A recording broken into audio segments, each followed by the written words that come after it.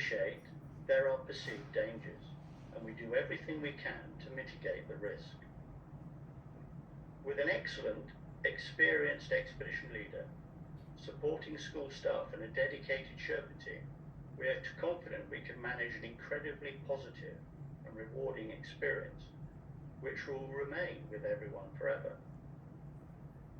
Our base in Kathmandu is the superb Kathmandu guest house, centrally located and a wonderful haven in the heart of Tamil.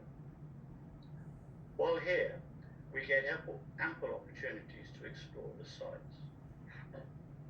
We then take our exciting flight of around 30 minutes up to Lukla for the start of the trek. Here we'll meet our Far Frontiers Nepal Sherpa and Porter team, who will go all the way with us. Our team will consist of 15 to 22, it's not decided totally yet, Uppingham students, led by a Western expedition leader who is also a qualified first aider, and accompanied by 3 of your teachers providing pastoral support. All meals throughout are included, and we can cater for vegan, vegetarian, and even meat eaters. While trekking, you only carry a day sack, and your main bag is ported by our team. The main bags will be waiting for you when you reach the next lodge. We calculate trek distance in hours, not miles, so you should expect to trek 4 to 6 hours daily. Stops are made for lunch, and one should expect to arrive mid-afternoon at our next stop. We build in acclimatization or rest days to help everyone adjust to the changing altitude.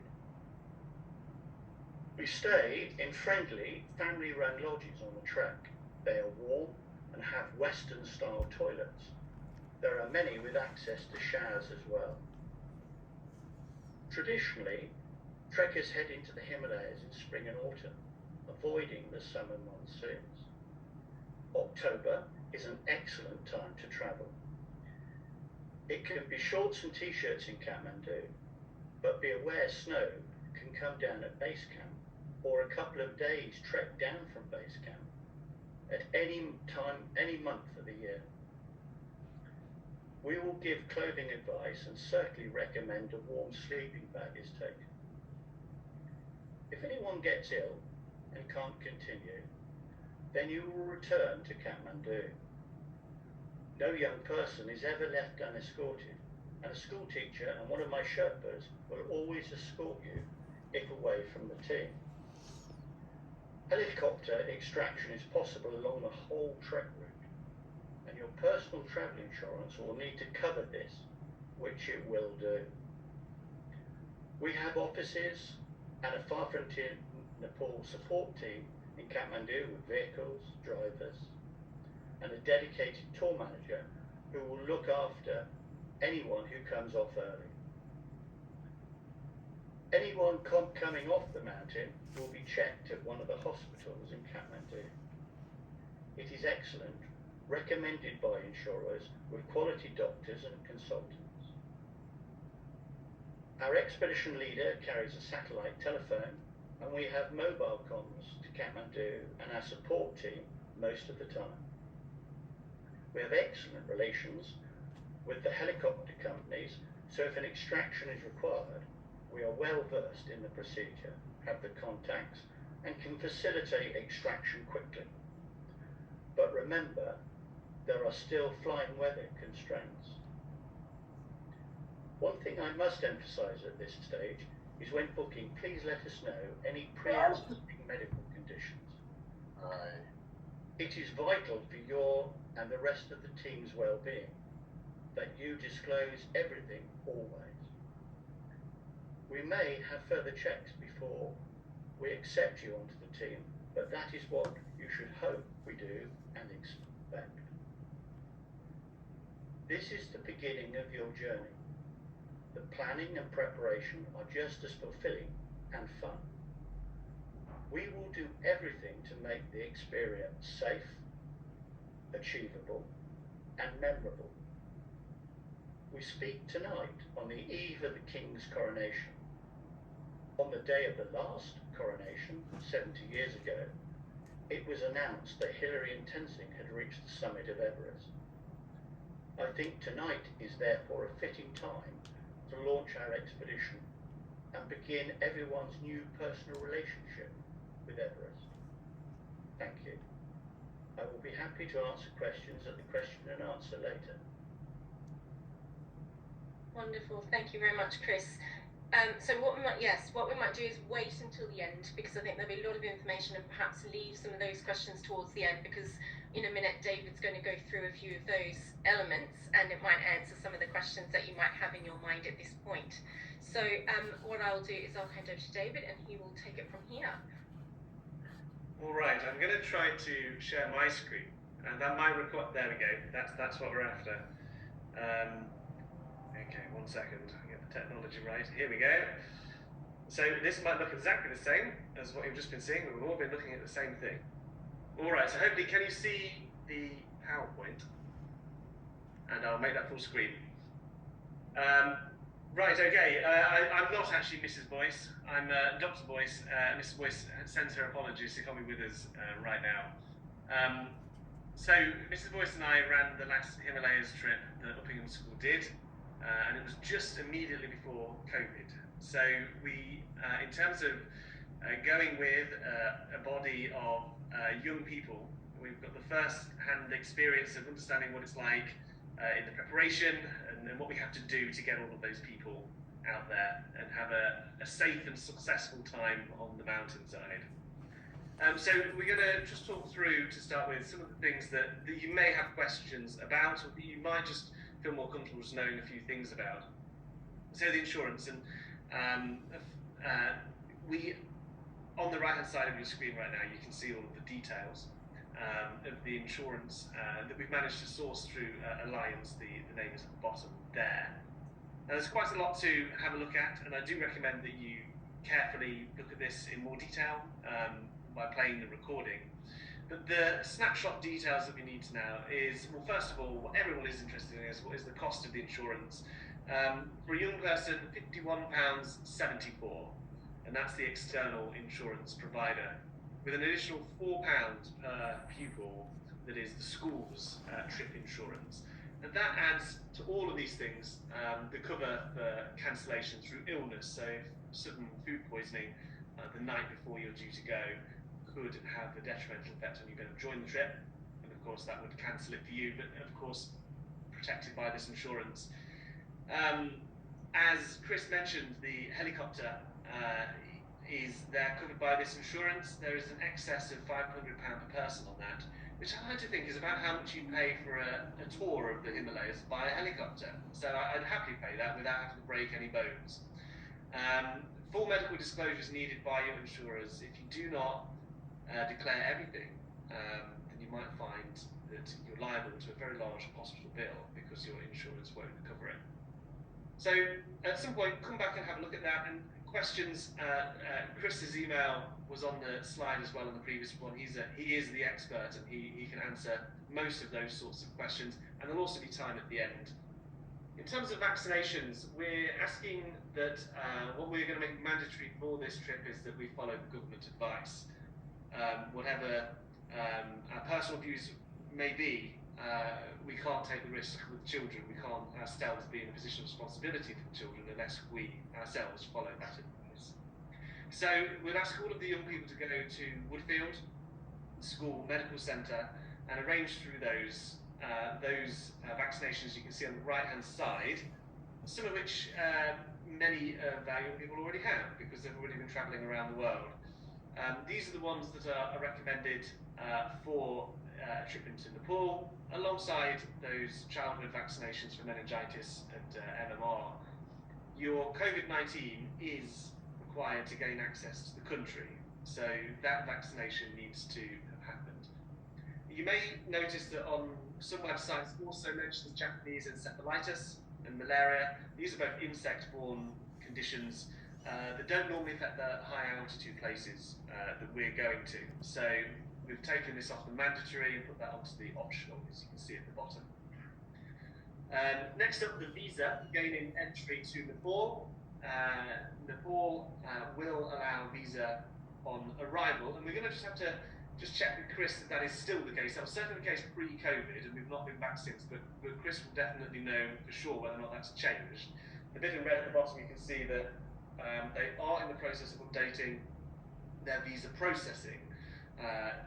In 2019, you got off the plane and you queued up at a desk with a photograph and you got it stamped, and that was your visa. Because the trip is 18 days, it's going to be a £40 visa, which individuals will be responsible for when we get to the airport. So it's not, you won't pay us and we pay them, it'll be a case of you will, with your young person, send them with the £40 and their photographs. Next, a little bit about money. In Kathmandu, we will find ATM machines for sure, but what happened last time we were on a trip like this is we carried some American dollars, which Siddhar and the Sherpas actually went and found the best deals for us and had it changed into Nepalese rupee that could be spent in the shops. And there's plenty of shopping opportunities, your young people will be very pleased to know, in Kathmandu. With phones, we've made the decision that we're going to allow phones, but they should know that there's limited charging along the way, and there's limited signal as well. And because of that reason, you can't always expect that your young person will check in with you along the route. They may be out of signal for many, many days, and you're not to get worried about it. It is just what travelling used to be like in the 1980s. Now, one of the things that we do ask, and it's important that we talk to you about, is that the young people and yourselves adhere to a responsible use policy of the phones. And that is that if there is a problem, believe me, we will know about it and we will be dealing with it. One thing that puts the trip into actual jeopardy is when a child says, I've got this big blister, and rings home, and then home tries to contact us. And we think, well, that wasn't the way that should have happened, that a child should have told us. So we'd kindly ask you just to redirect all of your child's concerns straight to the people that can actually deal with it, and trust us that we know what we're doing, that we can respond to things, and we'll make it very clear to the young people that if there is a problem, they need to come to see us directly. So moving on to the bit I was going to talk about originally, which was the equipment and the training. To get ourselves fighting fit and ready. Now in this, I want to basically put forward what my objective is, and that is I want this trip to be successful, and I want it to be successful for as many of the young people as possible, which means avoiding all of the things that put this trip into jeopardy. Now this basically means in terms of the preparation and everything that we do before the trip and on the trip itself. This is the photograph of my kit that I took last time, and we'll give you a comprehensive list of all of the things that your young person will need. But some of the things, and Chris alluded to, things like a down jacket and a waterproof jacket, a lightweight one. Your boots, you don't need the hardcore mountaineering boots, but you do need one that's got a bit of side protection, just in case of sharp rocks, and a bit of soft ankle protection as well. A winter sleeping bag will be needed at the top. It will possibly be too warm lower down, but you don't have to sleep in it if it is too warm. It is best to have it when it is too cold than not have it when it is too cold. Large rucksack, I found 60 litres, the one at the very top, was more than enough. And if the porters are carrying a load of our kit in the holdall, then obviously you don't need to overload yourself. And you'll also find that in a low oxygen environment, you don't want to overstress your body by carrying too much of a load. Far Frontiers will advise us a little bit about water purification near the day, so there you will have questions, I'm sure about it, but one of the things that they are here for, our experts, are to tell us about how we're going to mitigate the risk of waterborne problems. So what we're going to ask is, with the kit, ideally, we'd ask you to get the key items of the kit for the start of the summer holiday before the October. And that is, especially with the boots, so that they have got it over the summer. and that you're walking around in those boots to wear them in. By the start of the autumn term, your young people need to turn up at school with their full Nepal kit, because we're going to practice with it in the weeks leading up. If in that first week we find that your son or daughter's boots have not arrived, we'll drive them straight into Northampton and we'll buy and recharge a pair, because they need them for that moment then.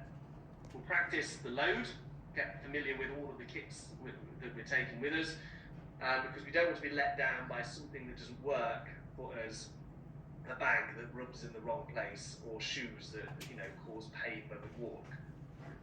We'll do a 6-week program of training walks around Uppingham, just basically getting out on a Sunday evening at times when there's less on, just to put in a couple of hours in those boots. And we need to make sure that when it comes to the actual leaving, that we advise our young people to try to avoid having open wounds. Now that sounds like, well, obviously, but one thing that we find on our Duke of Edinburgh expeditions is it's never injuries caused on the expedition that causes problems. It's pre-existing, I scraped my knee on the Astro last week whilst I was playing football. Those injuries seem to flare up when you put your body under stress. So we'll be giving very careful advice about trying to avoid injury immediately before we go, so that we maximise our chances for success.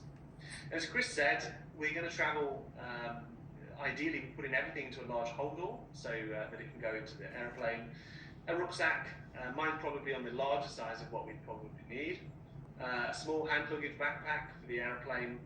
And as Chris said, it can all be separated into various different things and a day pack needed. Now, what will probably be more useful for the young people is the sorts of clothes that we could wear. Now, these are our young people. They're not like money laundering. This was when they were trying to figure out how many rupees they had got between them and how to divide it equally. But you can see that in Kathmandu, it's like a day in May in the United Kingdom, I suppose. You could wear t-shirts and trousers, but it is worth noting for temples, the advice is cover shoulders, shorts and skirts to knee length, so we don't want to cause any offence. Now, when we go out on trail, there's a range of temperature that we could encounter, and it's really important that our young people have got clothes that they can be comfortable in. When we went to Annapurna in 2019, it was too hot. It was hot and humid, and of course, when it's humid, sweat doesn't work very well. So having clothes with unzippable leg parts so that you can get your lower legs out was very useful. And depending on the time of year, trousers or shorts can be affected by the presence of leeches. So earlier on in the year when it rains, there's lots of leeches that will attach to you. Trousers are a really good way of just avoiding that as much as possible. They attach because they hang on vegetation. When we went in October, there was no leeches at all. We didn't see any whatsoever, but I heard that earlier on in the year it can be quite different. So at least a pair of walking trousers just in case we encounter wet conditions. Up at base camp itself, it will be cold, so woolly hat, gloves, fleece, as Chris said, it can snow all around the top. All the happy faces at the front, just please focus your eyes on the shivering person in the background wrapped in a duvet. It is genuinely cold at the top, so we need to just make sure that we're also carrying with us those things that keep us comfortable. What will your young people eat? Well, in the tea houses in which we'll stay, there's lots of communal eating areas, and as Chris said, food is provided. And it's a real point of joy in the day. You expend so much of your energy walking along, but when the food comes, it's a really fantastic moment to sit down and exchange stories, and sometimes as well, actually meet other mountaineers and people doing the trek and talking to people from different cultures. If you want to know what you'll be eating, well, here's the menu. Dal bhat is basically like a rice and vegetable dish, and it's very popular. And what our Sherpa said last time, he said the first time you get it, you'll be like, yes, dal bhat, and then by the end of the week it'll be dal bhat, because your enthusiasm for it will slowly decrease. But I actually loved it. Very, very nice. Very, very tasty. We can see there on the drinks menu, tea with 18 sugars, it seemed to be said wherever we went, they keep everyone ticking over and working well. So with that, I'm going to drop out of this, and Dr. Mullis, back over to you. I'm happy to keep showing your screen if you like, David. Oh, okay, I'll keep that one up. You can press buttons for me. How's that? Yes, you can be Chris Whitty, and I'll be whoever the other person was. Lovely. So I thought I'd talk now, before I get onto finance, perhaps now's a good time just to have a quick pause, because that's a lot of information. Does anyone have any questions at this point, perhaps?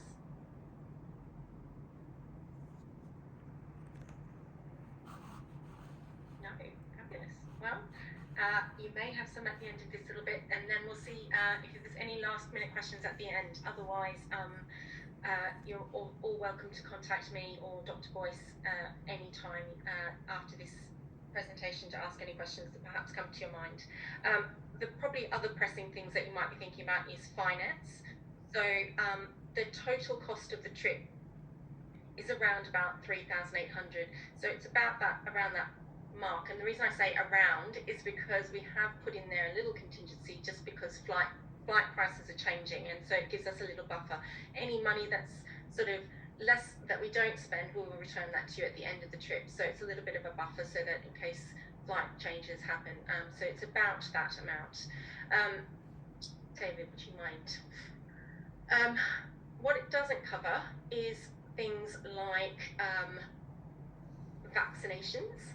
So obviously, as David has alluded to, that's an extra cost, but it should, and it really will vary depending on your child. The other thing it won't cover is spending money. So any money your children want to spend on, extra food, drinks, gifts, whatever that may be, personal items. It doesn't cover your visa fees. So that £40 that David alluded to, and tipping money. So we do need to account for that. So there'll be a small extra amount that we use to tip the Sherpas, for example. So that's something we'll advise you on, so that we all contribute to the tipping pot. So there's some things that aren't included in that total price, but they hopefully are not surprising to you. David, would you mind pressing a button? So thinking about payment and moving forward, if you're still interested, what we're going to do is put it into 3 payment times, but you're more than welcome to pay 2 installations if you like, or 1 installation. It really depends. The first one is a non-refundable deposit of £1,000. We're going to make this for June, the 5th of June, and the reason we're doing it for then is just to secure the trip, so that Chris can start to think about what he needs to put in place so that that trip can start being booked in terms of tea houses in good time. It also enables us to be sure of who we're taking, so that we can start looking at your medical details and working out what vaccinations you need and all those sorts of things, and getting those in place. The second payment is deliberately around about the 4th of September, and that's simply so that we can start looking at flights. So we need to start booking in flights and having flights paid for and secured. And the final payment will be around about the beginning of January, so just at the beginning of next year, and that's so that we can have all the final costs paid for and made sure that we've covered everything in good time ahead of the trip. If David, you could press the little button for me if you. That would be great. And we can do this in a couple of ways. So some of you might be wanting just to put on your school bill. That's absolutely fine. Or we can give you a budget code and you'll just do a BACS transfer. So depending on how you would like to do that. Equally, if you find that that's too tight for you, please contact me and I'm happy to arrange an alternative payment schedule. If for whatever reason that's a little bit tight, we're happy to do that as well. If you could press the button for me, David, please. And the next one. And so that comes to the last little bit, which is about selection. So at the moment, we probably have enough spaces for around about 22 students. So 15's our minimum, but we can go up to about 22 students. So depending on what your child feels they want to do moving forward from today, what we do need to know is if they're still interested and you're still wanting your child to attend. And then we'll notify those students and you, of course, by Monday the 15th of May to give you an indication of whether your child has a place. And this selection process will be based around us looking at the makeup of the group, making sure we've got a good balance of people from different houses, different genders, that we've got a good social mix as much as a group of people that we think are physically fit and able to do the actual expedition itself. Having said that, we will prepare them. We'll do some extra work with students to make sure they're physically fit for this. On top of what David was saying about the walks that we'll be doing so that we wear in their equipment, we are also looking at contacting the athletic development team and doing some strength and conditioning in the gym. There's some work we can do with them as well in the lead up to this expedition, just to make sure that they're as physically fit as we can get them to be. So you should know in the very near future whether your child has been selected, but in the meantime, if you think you're no longer interested, please do let us know, because that will help us enormously. And that is all from me. If you have any questions, now is the time to ask them.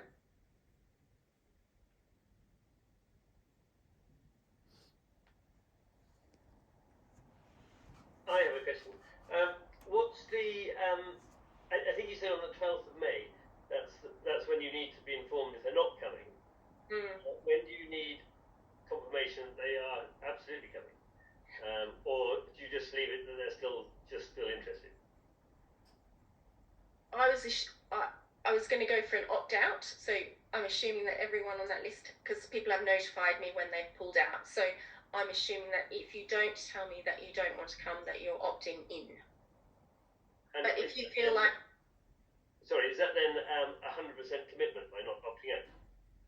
That is a commitment, because then the next bit will be I'll send you out the form and the deposit requirements. So that's then, once you've paid that deposit, you're committing to the expedition, and that will come very shortly thereafter, after that date. I'll send you an email with that form that needs to be filled in, that needs to go to Chris at Far Frontiers, and the deposit to be paid, so that we can secure those students' places on the expedition. And that's at the end of next week? Yeah, so we're trying to do this quite quickly, because we're conscious that you will want to know what your expenditure is for coming in the future, and we're conscious that those students will want to know whether they've got a place.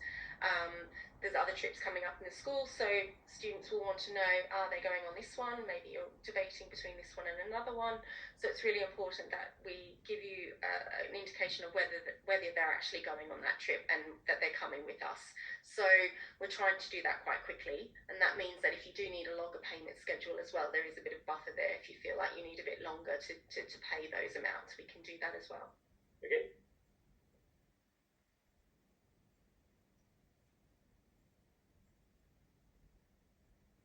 I mean, sorry, Dr. Muller, carry on. At the moment, it's looking like, because we've had a few students drop out for various reasons, it looks like most of the students will have a place. So while it sounds a little bit scary in terms of selection process, at this stage, I haven't checked the total numbers, but there's always one or two that tend to drop out around this time.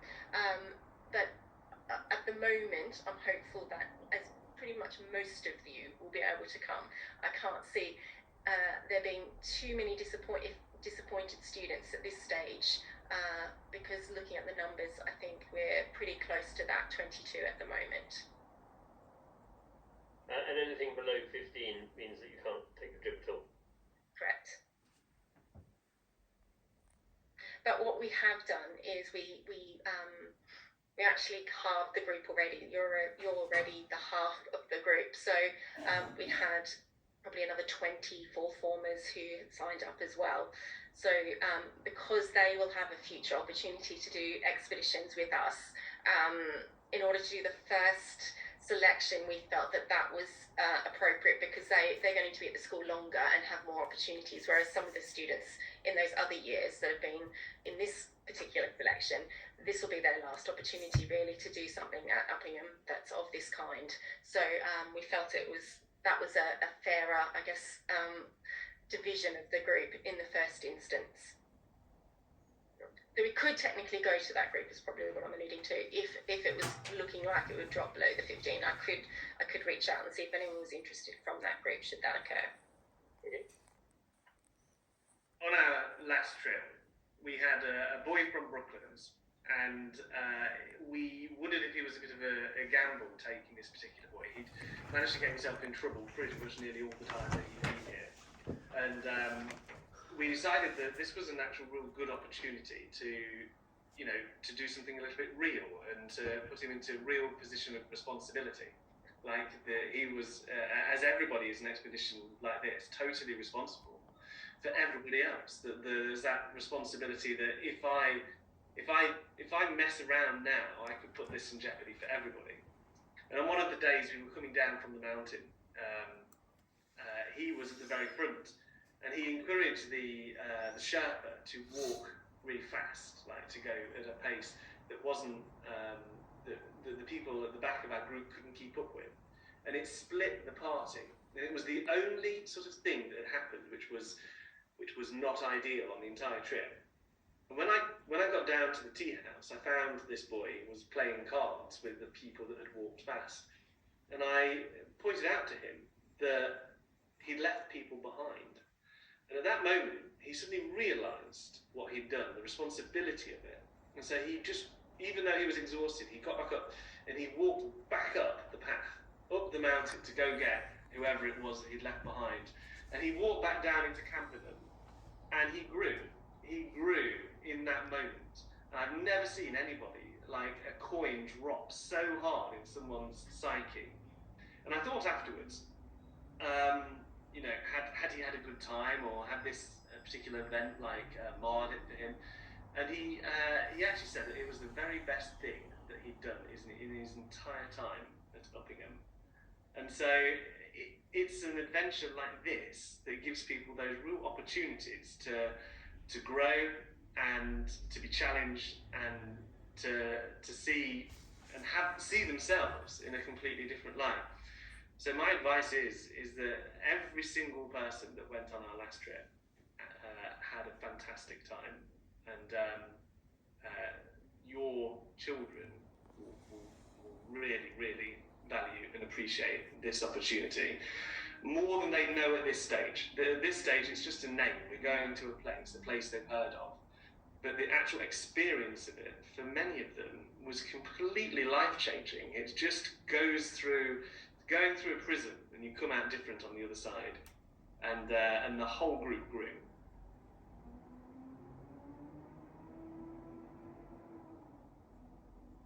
Well, I very much hope to see lots of your lovely sons and daughters join us. And if you do have any other questions, please do reach out to David or myself or to Megan.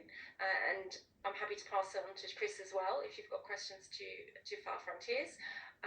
Otherwise, if there's no other questions, I'll stay online with David and Chris for a little bit longer if people want to hang back and ask questions. Otherwise, I'll send around the recording to you. Please, I encourage you to show it to your children, to perhaps have that conversation with them just to make sure what they want to do and how they're feeling. But it is a very exciting expedition. It marks the 100-year anniversary when we're actually going. It marks the 100-year anniversary of perhaps the fated Malroy expedition. Whether they summited or not, I don't know. But it's kind of, I guess, an auspicious time to be going, and really is one of the most amazing experiences a child or anyone could have, actually, for that matter. So I look forward to speaking to you all, hopefully again soon, and thank you very much for your time this evening. Thank you.